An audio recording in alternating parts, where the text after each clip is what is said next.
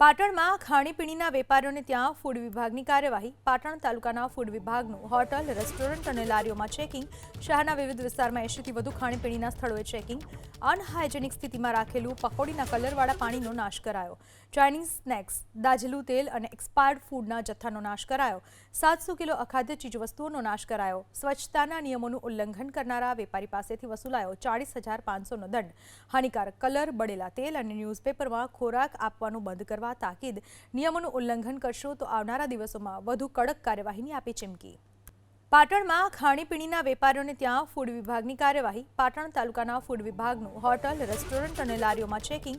શહેરના વિવિધ વિસ્તારમાં 80થી વધુ ખાણીપીણીના સ્થળોએ ચેકિંગ।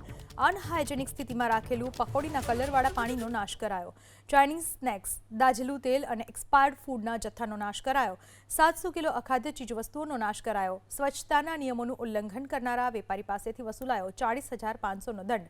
હાનિકારક કલર, બળેલા તેલ અને ન્યૂઝપેપરમાં ખોરાક આપવાનું બંધ કરવા તાકીદ। નિયમોનું ઉલ્લંઘન કરશો તો આવનારા દિવસોમાં વધુ કડક કાર્યવાહીની આપી ચીમકી।